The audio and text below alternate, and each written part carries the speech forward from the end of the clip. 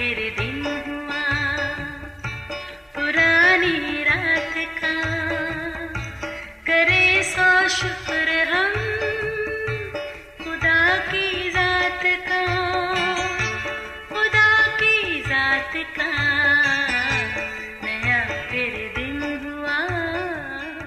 आज की आयत, हम नेक काम में हिम्मत न हारें, क्योंकि बेदिल न होंगे तो ऐन वक्त पर काटेंगे।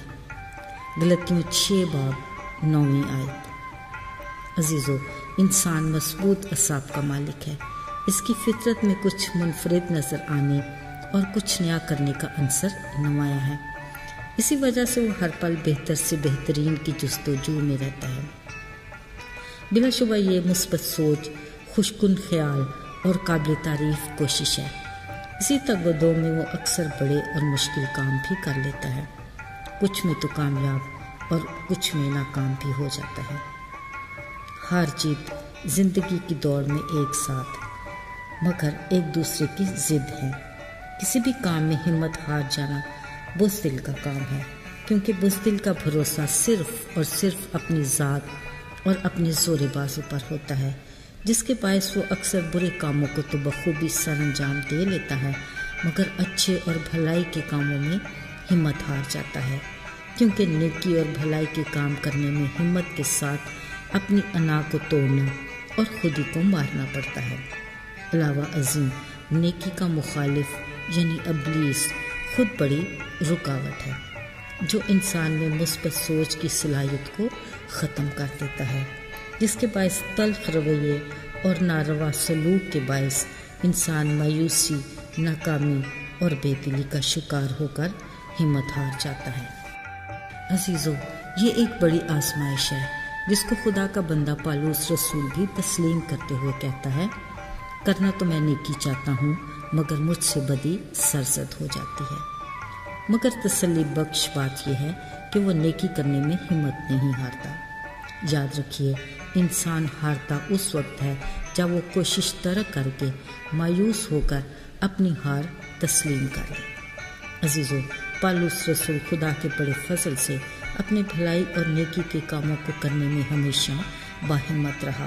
वो अपने हम खिदमत और हम ईमान साथियों को हौसला देते कहता है कि नेक काम करने में कभी हिम्मत ना हारें, मनफी सोच को खुदा के नाम की कुदरत से ज़ाहिल करें और ख़ुद को उसकी रफ़ाकत में मजबूत बनाएं।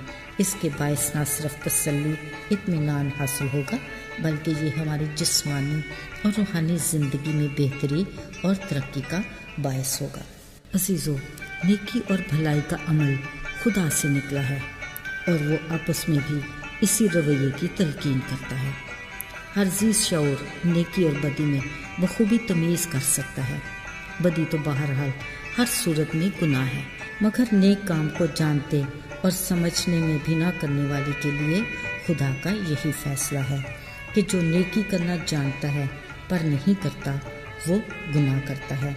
इसलिए खुदावंद खुदा के हुक्म पर बदी से बचें और नेकी के दर पे रहें। अजीज़ों, पाक तस्लीस का एक रुकन खुदा रूह है और रूह के फल में नेकी अपनी पूरी खासियत के साथ शामिल है। खुदा अपनी इस खूबी को भरपूर तरीके से अपने लोगों में देखना चाहता है। ये उसका हुक्म है कि सबके साथ नेकी करो, खासकर अहले ईमान के साथ। इस हुक्म से जाहिर होता है कि नेकी और भलाई खुदा की नज़र में कितनी अहमियत रखती है, और इस अमल का आगाज़ वो अपने लोगों से, उनके हम ईमान साथियों से करना चाहता है, ताकि आपस में खुशगवार माहौल रहे और मुआशरे में बेहतरी आए, जो गुनाह के बायस इंतशार का शिकार है।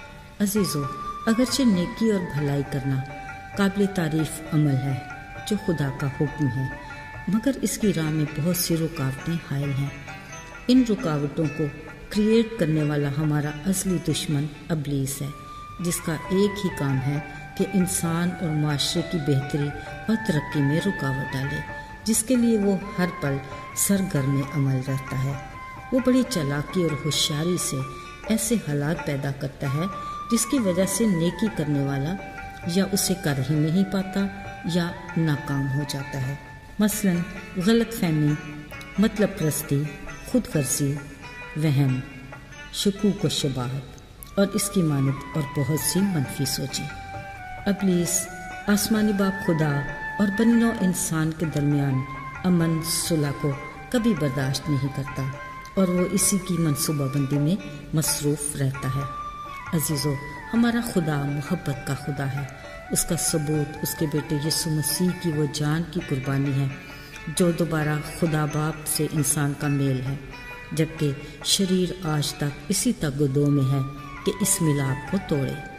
اس کے لیے وہ اپنی قوت اور تمام حربے استعمال کرتا ہے، جبکہ نیکی اور بھلائی وہ عمل ہے جو انسانوں کے بیچ اور معاشرے میں محبت، امن، سلامتی کی فضا کو قائم کرتا ہے۔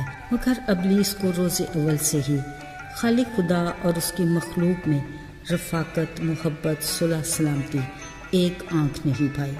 عزیزو، ہمیں گھبرانے اور مایوس ہونے کی ضرورت نہیں۔ ہم شریر کی تمام قوتوں پر غالب آ سکتے ہیں، فقط ہمیں خداوند میں اور اس کی قدرت کے زور میں مضبوط بننا ہے۔ خدا کے کلام کا فیصلہ ہے کہ جیت ہمیشہ حق کی ہوئی اور نیکی بدی پر غالب رہی۔ آئیے دعا کریں۔